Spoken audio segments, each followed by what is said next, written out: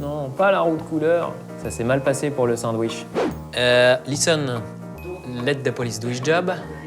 Pas la roue de couleur. Salut les Warmies, bienvenue dans un nouvel épisode Warm-up du DJ. Aujourd'hui, on va aller un peu plus loin sur SoundSwitch. Si tu n'as pas été regarder cette vidéo live que nous avions fait pour une mise en route rapide de SoundSwitch, je t'invite à y aller tout de suite. On va mettre le lien ici, là, je sais pas, on verra bien. Si tu te souviens bien, dans ce live, on avait fait un patch DMX et on avait commencé à tâtonner un peu sur le logiciel. Donc je vais reprendre à ce point. Alors, premièrement, on va rouvrir notre petit logiciel SoundSwitch. Donc on démarre le soft et la première chose qu'on va aller faire, c'est rouvrir le projet qu'on avait. On est en mode édition, je me lance en mode edit. Je rouvre mon kit qui était déjà fait et je vais replier toutes les lignes des machines pour avoir un petit récap de ce que j'ai dans ce projet. Alors, qu'est-ce que j'ai sur ce projet? Je vais avoir des event par mini, des event par Barwash, MS60, tout ça c'est du Algame Lighting, Vulcan Pro et un Wizard de chez Martin. Il y a des machines que je n'ai pas ici, mais c'est pas grave. Elles peuvent rester dans le plan pour le codage, ça va pas empêcher le reste de fonctionner. Première chose que je vais faire, je vais rouvrir mon panneau de DMX ici et je vais aller checker que les adresses des machines que j'ai installées ici, ce sont bien les bonnes. Et les modes de fonctionnement sont bien les bons. On va commencer avec les event pars. Donc les event pars sont en mode 6 canaux. Et donc je commence à 25, j'ai une machine 25, une 31, une 37, une 43, une 49, une 55. Donc on va aller checker vite fait dessus. Donc celui-ci, il est bien en adresse 55, mode 6 canaux. Le petit frère à côté, adresse 37, mode 6 canaux, on est bon. Après avoir vérifié les event pars, j'ai aussi DMS60, même principe. Je vais avoir des machines qui sont avec les adresses suivantes, 67, 78, 89, 100. Je vais faire le même contrôle et m'assurer que je suis bien sur le mode 11 canaux. La petite particularité sur ce setup aujourd'hui, c'est que j'avais pas envie de me fatiguer. Donc qu'est-ce que j'ai fait? J'utilise en sortie du SoundSwitch sur l'univers 1, un transmetteur sans fil. Lui, il va envoyer le signal dans les deux event pars. Et sous les event pars, je ressors avec une fiche XLR sur la prise out et j'injecte ensuite dans la machine qui est à côté. Une fois que je vais avoir fait toutes ces vérifications, les adresses DMX, le câblage et que je sais que mon signal va opérer, maintenant on va pouvoir réaliser un codage avec ces machines. Je vais ouvrir ma playlist de chez Serato. J'ai des créates ici, je vais prendre une playlist complète. Et là je vais vous donner mon petit tuyau perso, je vais les trier par ordre de tempo en fait. On va faire les machines de 69 jusqu'à, on va dire, 113 BPM. Donc c'est des tempos assez lents. Et là, je vais aller choisir au moment de faire l'autoscript, clic droit, autoscript. Je vais essayer de me trouver un preset qui va être plutôt chill parce que vu les tempos, ça va être des mouvements assez lents. Alors, je déroule le menu, je vais prendre un hip-hop, ça me semble être pas mal. Je vais faire aucune modif, je vais le faire comme il est. Hop, automatique. Tac. Et là, il est en train de me coder mes mouvements sur toutes les tracks que j'ai sélectionnées. Cette première partie d'encodage d'autoscript est terminée. Je vais maintenant faire les tracks avec le tempo supérieur. Je fais OK. Et je vais maintenant reprendre la playlist. Il me dit que je n'ai pas sauvegardé les changements. Est-ce que je veux les sauvegarder? Je fais oui, parce que sinon je perds le travail que je viens de faire. Je vais sélectionner à partir de 120 BPM jusqu'à 130. Voilà. À nouveau, clic droit, autoscript. Et ce coup-ci, je vais prendre un preset plutôt typé électro. On va prendre House Techno, ça me semble pas mal. Automatique. Et on va le laisser autoscripter. Alors ce que je peux faire maintenant aussi, c'est m'intéresser sur les positions. Parce que là, je vais peut-être pas avoir des positions cohérentes. Donc, avant d'exporter le projet, on va peut-être aller sur, par exemple, Stage Right. Je vais double-cliquer dessus. Et là, j'ai une position qui ressemble à rien du tout. Je sais pas où je suis. C'est un peu bizarroïde. Donc, je vais commander mes 4 machines ici. Sur le panneau, on voit ici tilt, c'est en fait si je veux inverser une position de tilt, l'intérêt d'inverser une position de tilt, ça va être d'avoir des machines qui ne vont pas faire un mouvement symétrique, elles vont faire l'opposé, donc ça peut être sympa. Ça évite aussi d'aller dans le menu de la machine et de choisir reverse pan, reverse tilt, etc. Donc je peux inverser un mouvement de tilt ou je peux aussi inverser un mouvement de pan. Donc la machine, elle va se mettre en opposé. Donc là, j'ai choisi de mettre du blanc, un blanc fixe. On a dimmé un peu pour que ce soit un peu moins violent à l'image. Et ce qu'on va faire maintenant, c'est que cette position Stage Right, je vais aller la déplacer. Alors, il y a plusieurs possibilités. Je pourrais utiliser le XY qui est ici sur le pavé tactile de l'ordinateur, mais ce n'est pas forcément la manière la plus facile de le faire. Je peux aussi utiliser le boîtier SunSwitch. À partir du moment où je suis rentré en mode édition sur mes positions, je peux tourner les deux boutons ici, un qui s'appelle Pan, l'autre Tilt, et je vais pouvoir déplacer mes machines. Donc je vais essayer d'aller choisir à peu près le centre de mon carré, de manière à ensuite créer des mouvements qui vont se déplacer autour de ces positions-là. Alors on va prendre la machine de référence, celle-ci, voilà. Tac. On va essayer de se mettre à peu près au milieu du carré avec la première machine. On est pas mal. On va garder cette position comme ça. Donc je fais appliquer. OK. Et maintenant, ma position stage right, elle est sauvegardée telle que. Donc quand je vais la rappeler en mode performance, j'aurai exactement cette position-là. Là maintenant, je pense qu'on a fini de faire le principal. Le projet, on peut le sauvegarder et ensuite l'exporter sur clé USB si je veux l'utiliser sur le Prime 4 de manière autonome, ou alors le rouvrir ensuite avec SunSwitch au moment où je vais lancer Serato.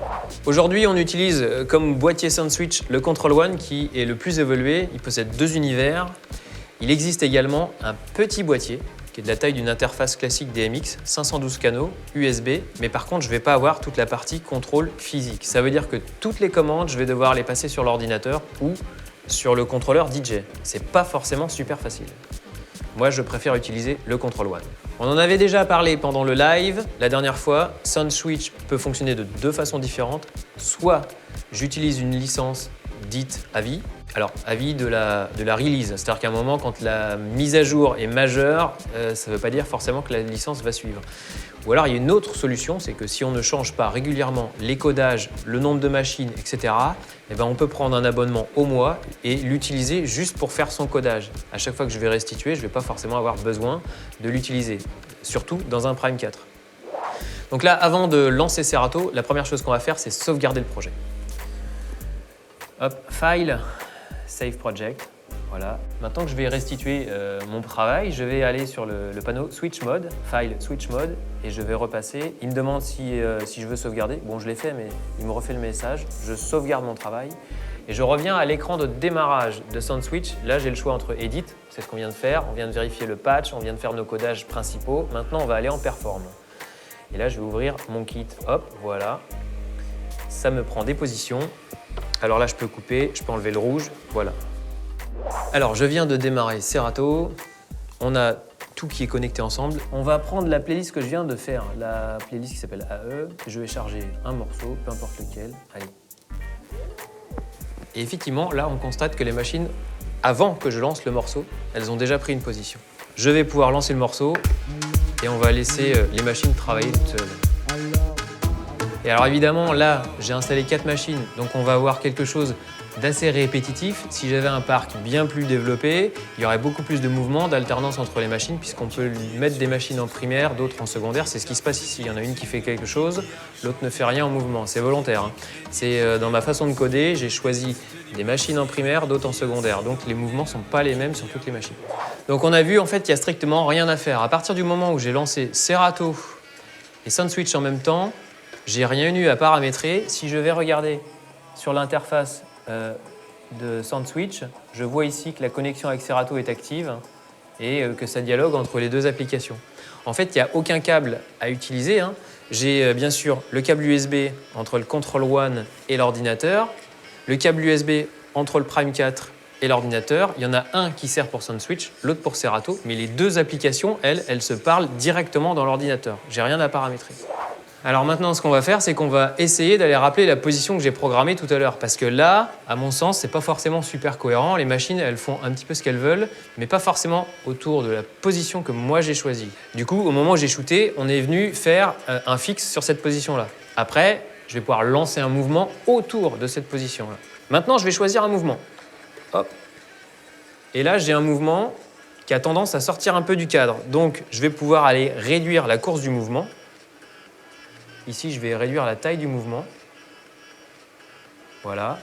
Maintenant, on voit que le petit point reste bien dans la zone que je lui ai définie. Je vais pouvoir aussi jouer avec la deuxième La deuxième knob, on va pouvoir ralentir la vitesse du mouvement. Alors si je vais vraiment à l'extrême, on va voir qu'il va faire des choses très lentes. Ici, il est en train de me dessiner un carré. Pourquoi? C'est parce que moi, je lui ai dit de faire un mouvement de carré autour de la position centrale. Donc, on va garder cette limite, cette zone de travail, et on va aller changer de mouvement. Alors, je fais un petit disclaimer, parce que justement, pendant le tuto, j'avais préparé 2 câbles USB dans le but de pouvoir switcher très rapidement entre le pilotage depuis Serato et le pilotage depuis le Prime 4. Je viens de m'apercevoir qu'il faut éviter de le faire parce qu'on se retrouve à chaque fois avec un message de rappel qui me demande de sélectionner une des 2 entrées. Donc là, j'ai retiré mon deuxième câble USB et on va charger un deuxième morceau. Il est prêt, je vais le lancer. Et ce coup-ci, on va aller changer nos mouvements. Donc ici, on va revenir depuis le menu de départ, Ctrl+1. Je vais ici, je cherche les effets, je cherche les mouvements. Je rentre dans le menu, toujours en cliquant. Et ici, je vois que j'ai un petit astérix, un petit signe juste à côté du mouvement qui est en cours. Donc là, j'ai un scan horizontal. Tout ça, ça garde les paramètres que j'avais choisis tout à l'heure, à savoir la taille du mouvement autour du point de départ et la vitesse. Je peux revenir, si je veux, sur mon menu de base mouvement. Je peux accélérer le mouvement. Hop, on va l'accélérer légèrement. Il devrait aller plus vite. Voilà, là, il a accéléré. OK. Je reviens donc avec mon menu de départ, effet, mouvement, mouvement. Maintenant, on va aller lui demander de faire un balayage en vertical. Ok, ça suit. Un autre petit détail qu'il ne faut pas oublier, si vous voulez que les logiciels se parlent entre eux, dans Serato, je vais aller ici, dans le choix des paramètres, pack d'extension, Serato Remote. Et ça, donc, c'est tout ce qui va sortir de Serato, aller sur d'autres applications. Il faut bien que j'active ici le dialogue avec SoundSwitch. Donc là, le mien est déjà activé, mais voilà, la première fois que vous le faites, vous êtes obligé d'activer Remote sur SoundSwitch. Si jamais vous rencontrez des difficultés, tout le paramétrage de SoundSwitch, c'est un peu comme dans Serato. En haut à droite, j'ai une petite roue crantée qui m'ouvre les réglages. Et là, je vérifie bien que dans les performances, je suis bien avec l'entrée Serato DJ. La manière dont ça réagit, je peux la régler à ma sauce. Performance mode, c'est pareil. Avec quel deck je veux linker, de quelle manière, etc. Ça, vous réglez à votre guise. Alors maintenant, on va aller voir la deuxième possibilité d'utiliser le SoundSwitch, mais ce coup-ci en autonome. Attention, la version embarquée dans un Prime 4, c'est une version allégée qui permet de restituer, de faire quelques réglages, mais de toute manière, le patch DMX doit être fait et le début du codage, les analyses des morceaux engine doivent être faits sur l'ordinateur. Et c'est ce qu'on va faire tout de suite. Donc on va repartir comme tout à l'heure, depuis la base. Je vais ouvrir le mode Edit. Et alors là, petit tips des familles, si jamais tu as fait des changements dans la collection, que ce soit la Serato, que ce soit la Engine, elles ne se mettent pas forcément à jour toutes seules. Donc tu vas sur la collection, tu fais un clic droit et reconstruire. Et là, il va aller interroger la database Engine et rajouter ce que tu aurais pu faire comme changement. Donc j'ouvre ma collection Engine. Ce qui est intéressant, c'est de voir que le travail que j'ai déjà fait tout à l'heure sur Serato, en fait, il n'est pas à refaire. Je vois que mes morceaux, il les a reconnus et j'ai bien le petit logo SoundSwitch sur le côté, ce qui veut dire qu'ils sont déjà analysés. Une fois que j'ai contrôlé tout ça, alors je peux exporter dans le Ctrl+1. La petite chose qu'il faut savoir, c'est qu'exporter mon projet dans le Ctrl+1 ne me permet de l'utiliser que avec la version logicielle sur l'ordinateur de SoundSwitch, non pas avec la version allégée. Donc là, je vais donc devoir exporter le projet sur une clé USB. On va aller choisir le kit complet. On va faire notre export. On va choisir le volume, la clé 16 Go. Voilà. Et on va... je crois que j'ai déjà un projet dessus, mais c'est pas grave, on va le réécrire. Save. Overwrite, oui. J'attends qu'il est terminé. OK. Maintenant, je peux fermer SoundSwitch. Et je peux éjecter la clé. Tout va se passer désormais sur le Prime 4. Alors comme tout à l'heure, pour éviter les conflits, je ne branche qu'une seule source en USB. Donc j'ai débranché l'ordinateur du Ctrl+1 et j'ai branché ce coup-ci le Prime 4. Je me suis mis sur la prise numéro 2 en sélecteur et là on va insérer la clé USB avec mes morceaux à jouer et aussi mon projet SoundSwitch. Je vais laisser la clé se charger. Première chose que je dois faire, ça va être de vérifier que mon service Light est bien actif. Donc je vais dans Settings sur mon Prime 4 et je vais, là je vois ici, Lighting, Engine Lighting, il n'est pas actif. Donc je vais le démarrer. Ensuite je reviens sur le Control Center. Je lance le moteur Engine Lighting qui est en fait une version allégée de SoundSwitch. je vais quand même me mettre en pro. J'aurai plus de possibilités de faire des réglages ou des modifications. Ici, il ne va rien se passer si je reste comme ça. Je vais devoir aller appuyer le petit bouton ici et chercher mon projet à moi. Parce que là, j'ai chargé le projet qui est dans la mémoire interne du Prime, qui est un projet de démonstration. Donc, je vais rappeler sur ma clé USB. Il me demande si je veux arrêter le show qui est en cours. Oui. Et là, on va aller charger le kit Algam Lighting, kit AL, que j'ai créé tout à l'heure sur l'ordinateur. Il est en train de me le rappeler. Et maintenant, normalement, ouais, c'est bon, c'est parfait. Donc là, c'est bon, mon projet est chargé. Je pourrais contrôler tout, choisir une couleur ici depuis l'écran tactile du Prime 4. Ça marche très bien. Et moi, je préfère quand même avoir mon boîtier à côté qui va me permettre de ne pas avoir besoin de rentrer dans ce menu-là. Avant d'aller fermer le panneau Light, je vais quand même vous montrer qu'on peut reprendre quelques réglages, notamment les positions.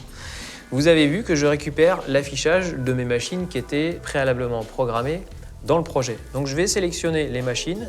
Vous avez vu qu'elles se sont mises en position de référence. Je peux inverser des tilts ou des pannes sur certaines machines, comme tout à l'heure, et je vais pouvoir les piloter avec le pad ici. Alors si je fais une inversion, voilà, là on va vraiment voir l'inversion opérer au moment où je vais sélectionner une inversion de tilt, une inversion de panne sur une machine.